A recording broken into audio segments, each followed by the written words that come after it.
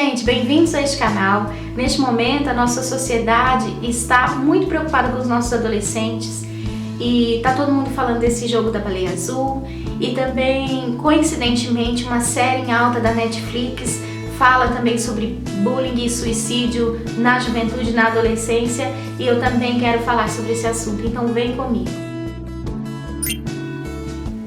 Aí você me pergunta por que eu quero falar sobre este assunto? Porque tá todo mundo falando, porque vai dar visualizações no vídeo, porque é polêmica?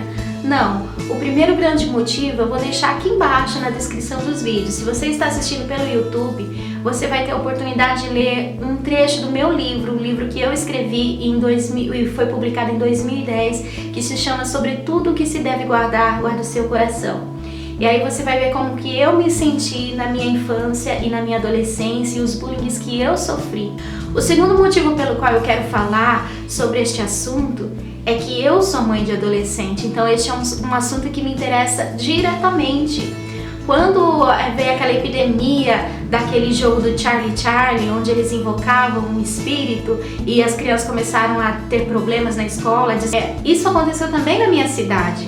Meu filho chegou falando disso em casa, meu sobrinho chegou falando disso em casa. Então, qualquer coisa que envolve esse universo adolescente me interessa sim, porque eu tenho adolescentes dentro de casa. E o terceiro motivo é porque nessa noite eu acabei de assistir inteirinha a série que eu acabei de citar aqui pra vocês da Netflix, que se chama 13 Razões, 13 Porquês, traduzindo para o nosso português, né?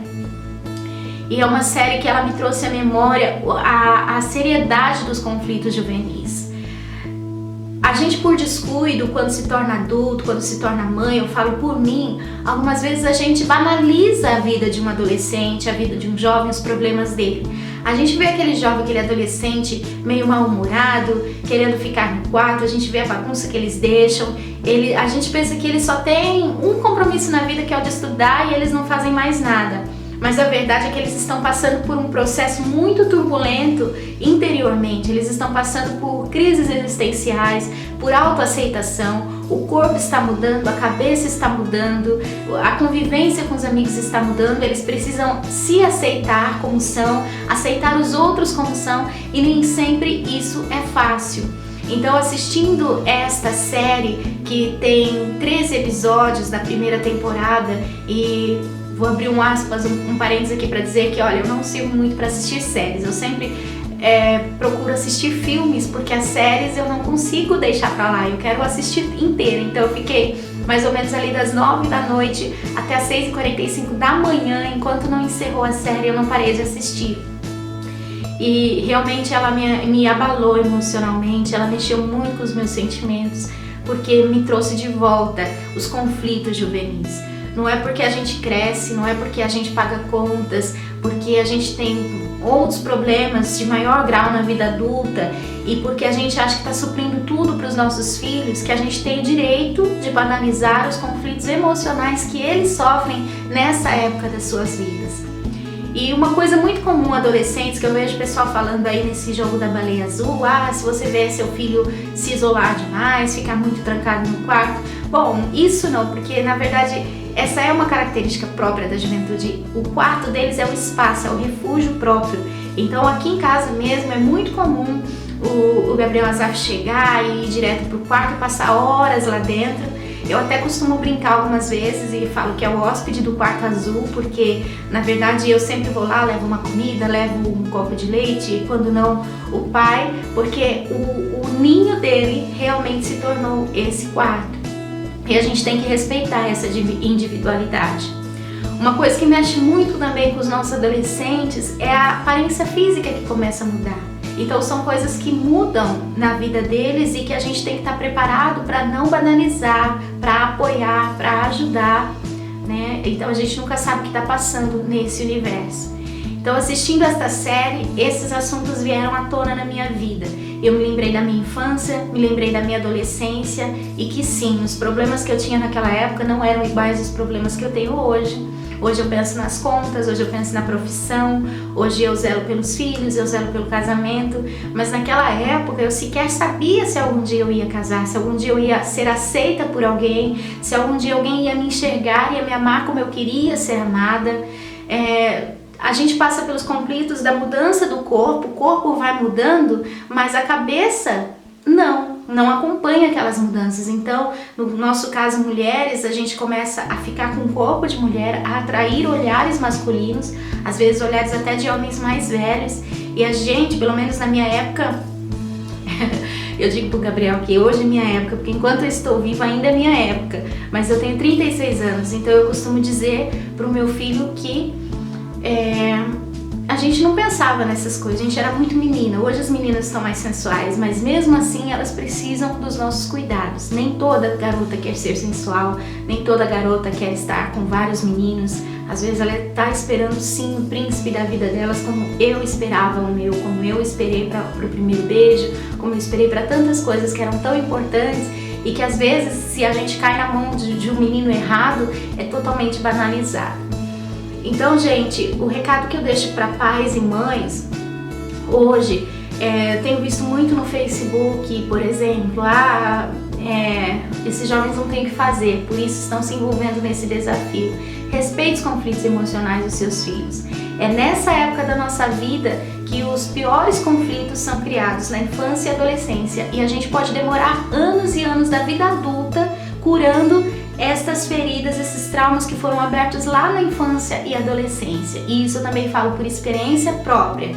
Se você começa a se sentir rejeitado na infância ou na adolescência, com certeza você vai ter reflexos disso ainda na vida adulta. E se você não for uma pessoa que procura se autoconhecer, se autoanalisar constantemente, você vai ter ações e reações diante da vida que nem você entende e vai se transformar num círculo vicioso, e você vai cair sempre nos mesmos problemas, nas mesmas armadilhas, porque você está refletindo os teus complexos, a tua rejeição, o teu sentimento de não ser aceito por ninguém, o teu medo de ser abandonado sempre.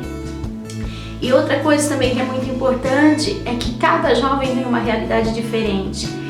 Eu converso muito com a Alex aqui em casa, porque eu falo, os nossos filhos estão crescendo numa família tão diferente da que eu tive. Eu sou filha de pais separados, eu fui criada um pouco por padrasto, um pouco por madrasta.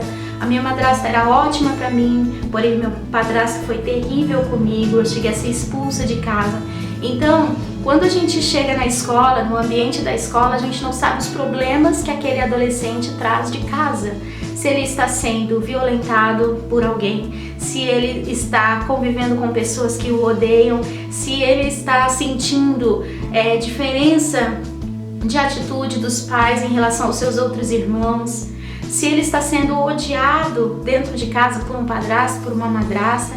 Enfim, a gente não sabe os problemas que cada um traz, problemas econômicos, problemas de relacionamento que cada um traz.